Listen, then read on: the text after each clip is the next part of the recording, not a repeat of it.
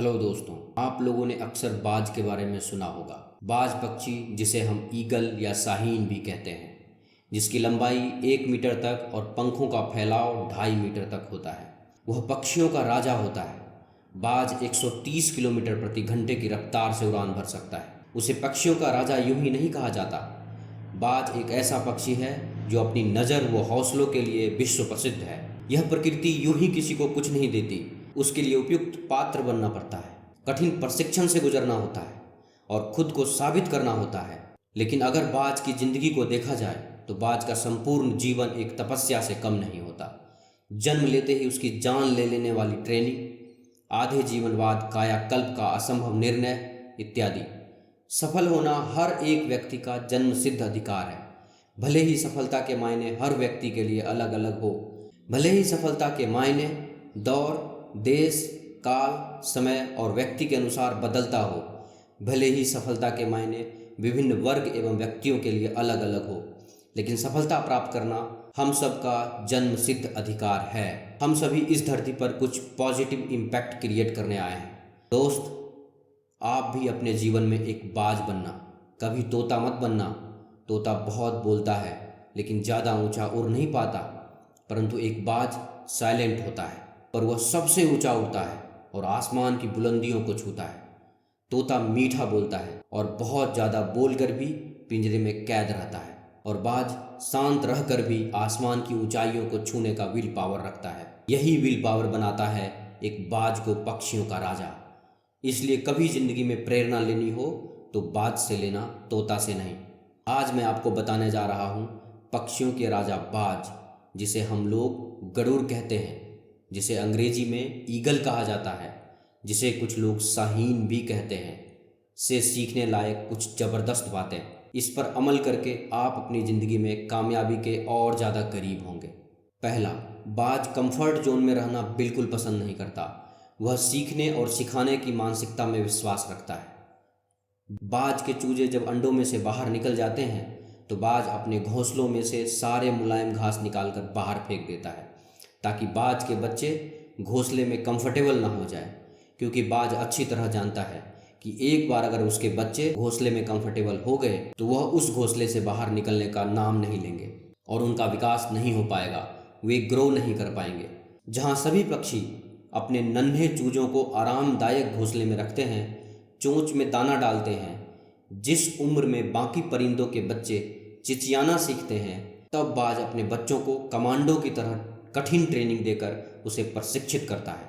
उस उम्र में एक मादा बाज अपने चूजे को पंजे में दबोचकर आसमान की बुलंदियों में सबसे ऊंचा उड़ जाती है। पंछियों की दुनिया में ऐसी कठोर और संघर्षपूर्ण ट्रेनिंग और किसी की नहीं होती। मादा बाज अपने चूजे को लेकर लगभग 12 किलोमीटर ऊपर ले जाती है, जितने ऊपर अमूमन हवाई जहाज उड़ा करते हैं, और वह दूरी तय करने में मादा बाज 7 से 9 मिनट का समय लेती है। यहाँ से शुरू होता है उस नन्हे चूजे की कठिन परीक्षा। उसे अब यहाँ बताया जाएगा कि तू किस लिए पैदा हुआ है, तेरी दुनिया क्या है, तेरी ऊंचाई क्या है, तेरी औकात क्या है, तेरा धर्म बहुत ऊंचा है। और फिर मादा बाज उसे अपने पंजों से छोड़ देती है। धरती की ओर ऊपर से नीचे आते वक्त लगभग 2 किलोमीटर तक उस चूजे को आभास ही नहीं होता कि उसके साथ यह क्या हो रहा है।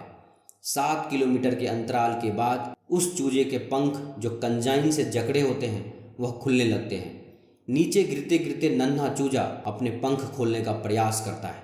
लगभग 9 किलोमीटर आने के बाद उसके पंख पूरे खुल जाते हैं। यह जीवन का पहला दौर होता है जब बाज का बच्चा पंख फरफराता है। अब धरती से वह लगभग 3000 मीटर दूर है, लेकिन अभी नन्हा चूजा उड़ना नहीं सीख पाया है।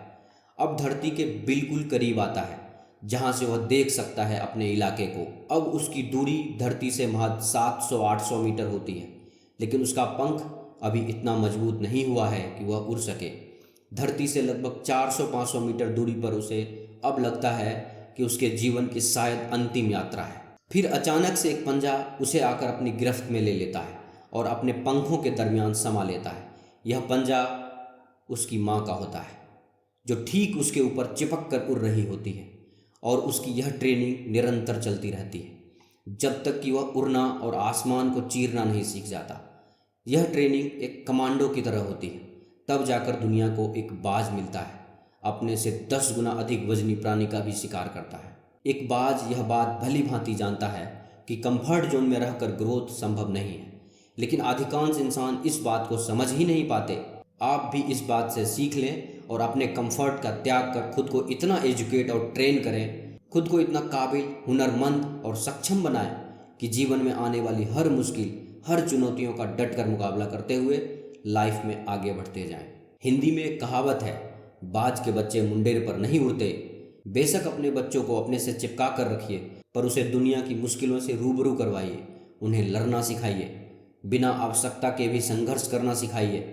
वर्तमान समय की अनंत सुख सुविधाओं की आदत व अभिभावकों की बेहिसाब लार प्यार ने मिलकर आपके बच्चों को बॉयलर मुर्गे जैसा बना दिया है, जिसके पास मजबूत टंगड़ी तो है पर चल नहीं सकता, वजनदार पंख तो है पर उड़ नहीं सकता, क्योंकि गमले के पौधे और जंगल के पौधों में बहुत फर्क होता है।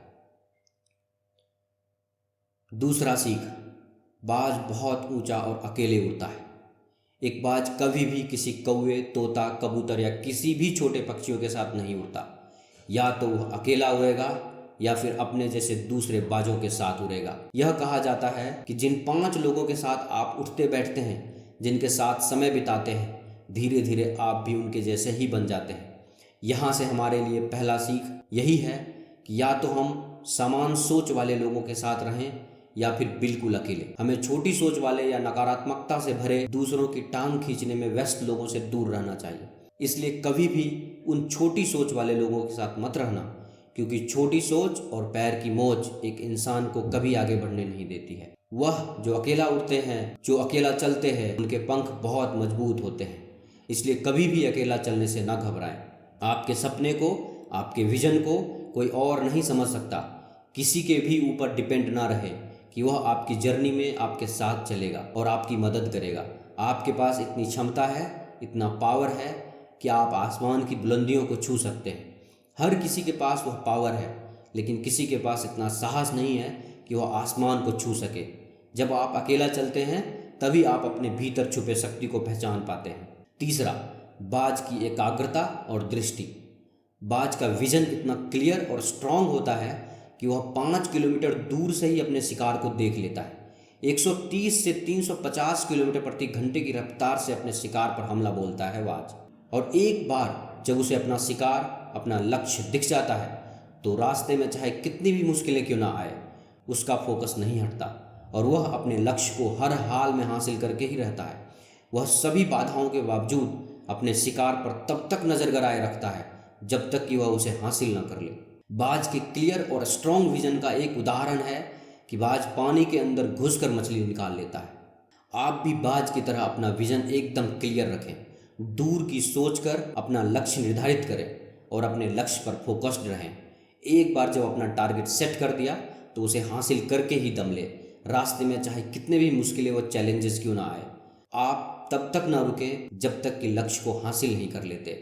जीवन में आने वाली छोटी मोटी बाधाओं से अपने लक्ष्य से ना भटके। फर्स्ट पार्ट को यहीं पर समाप्त करते हैं।